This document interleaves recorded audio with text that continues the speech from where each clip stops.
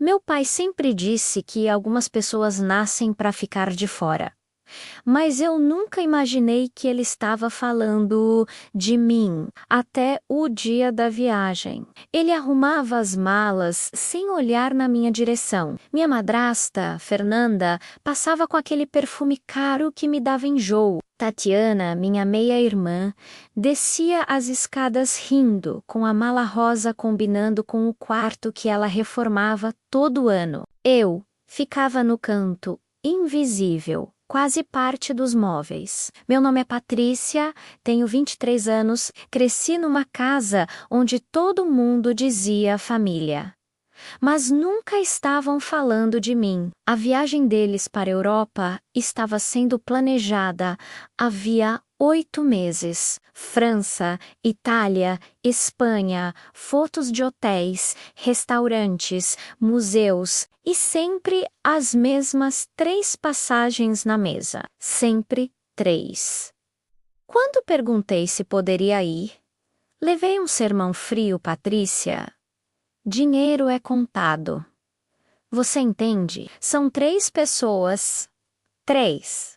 Eu sempre entendia tudo, desde os 8 anos, quando minha mãe morreu, e eu virei um problema ambulante que ninguém sabia muito bem onde encaixar. Naquela manhã, enquanto ajudava a colocar as malas no carro POC Claro, eu tinha que ajudar. Sentia aquela velha mistura de frio e humilhação crescendo no peito. Tatiana mostrou o hotel em Paris para o meu pai, e ele sorriu para ela de um jeito que eu nunca tinha visto. Beijou a testa dela, chamou de princesa. Eu nem lembrava a última vez que ele tinha encostado em mim, sem ser para me dar uma ordem. Quando ele me chamou, achei que, por um milagre, viria algo diferente. Mas ele só disse: "As chaves da casa estão na mesinha. Tente não fazer bagunça." E foi ali que tudo desmoronou. Ele fechou o porta-malas, me olhou como se eu fosse um peso e disse: "Uma bastarda não tem lugar em viagens de família." O mundo parou. Bastarda, a palavra ficou batendo dentro da minha cabeça como um prego. O carro deles foi embora com aquela alegria de quem vai viver 2 semanas perfeitas. Eu fiquei na calçada, ouvindo o eco da palavra como se alguém tivesse gritado dentro do meu peito. E quando entrei na casa, a sensação era clara. Eu era uma estranha ali dentro. Mas pela primeira vez, eu estava completamente sozinha, e isso significava liberdade. Caminhei até o corredor. O escritório do meu pai sempre foi proibido, trancado para mim, aberto para Tatiana. Território sagrado daquele homem que nunca me chamou de filha. Mas naquele dia eu não tinha medo, eu tinha raiva. Aquele tipo de raiva que faz você descobrir quem realmente é. A maçaneta girou. O escritório parecia um museu. Madeira escura, livros alinhados, mesa imensa, tudo tão organizado que chegava a ser ridículo, como se ordem externa compensasse a podridão interna. Comecei a mexer nos papéis. Ele não trancava tudo. Ele nunca imaginou que eu teria coragem. Foi quando encontrei a escritura. E ali naquele pedaço de papel amarelado, minha vida virou do avesso. A casa era da minha mãe. A casa estava no meu nome desde que eu tinha 5 anos. Senti minhas mãos tremerem. Continuei vasculhando e encontrei a carta. Escrita pela minha mãe. Para mim, eu nunca tinha visto. Quando comecei a ler, senti meu coração quebrar e se remontar ao mesmo tempo. Ela dizia que a casa era minha, que ela tinha deixado tudo preparado para eu nunca depender de ninguém. Deixou instruções, uma combinação de cofre, a garantia de que eu seria independente, e escreveu uma frase que me perseguiu pelo resto da noite. Nunca deixe ninguém te fazer sentir intrusa no seu próprio lar. Perdi o ar.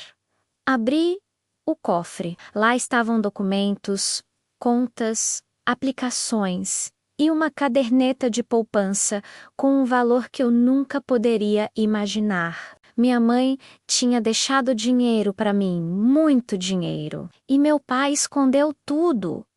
Eu chorei. Não de tristeza, mas de uma fúria tão profunda que eu senti o corpo inteiro ferver. Continuei procurando e encontrei uma pasta com meu nome. Dentro, anotações dele comparando meus gastos com os rendimentos do meu fundo. Todos os meses, uma sobra que ia direto para as contas da família. Era isso. Durante anos, eles tinham me chamado de fardo, enquanto viviam às minhas custas. Naquele momento, algo mudou dentro de mim. Eu deixei de ser a criança que pedia permissão, deixei de ser a jovem que aceitava migalhas e virei outra coisa. Peguei o telefone, liguei para o advogado que aparecia nas cartas ignoradas. Marquei um encontro e no dia seguinte descobri que a história era ainda maior. Minha mãe tinha me deixado 3 apartamentos, um terreno, investimentos e um patrimônio que eu jamais imaginaria carregar sem saber. Eu era rica, muito rica, e tinha vivido como pobre por 15 anos. Meu pai tinha roubado meu futuro, minha liberdade, meu direito de saber quem eu era. Quando os extratos chegaram, a conta era absurda. Quase R$ 200.000 desviados. Eu não senti culpa. Eu senti poder. No dia em que eles voltaram da viagem, tentei abrir a porta, não troquei todas as fechaduras. Eles ficaram do lado de fora, berrando, tentando as chaves, e eu os observei pela janela, pela primeira vez, de cima para baixo. Quando finalmente falei, usei as palavras que ficaram guardadas em mim como veneno. Vocês têm 30 dias para sair da minha casa. Eles tentaram gritar, tentaram manipular. Tentaram chorar. Tatiana chorava dizendo que não tinha para onde ir. Fernanda dizia que éramos família. E meu pai dizia que eu não podia fazer isso. Mas eu podia. E fiz.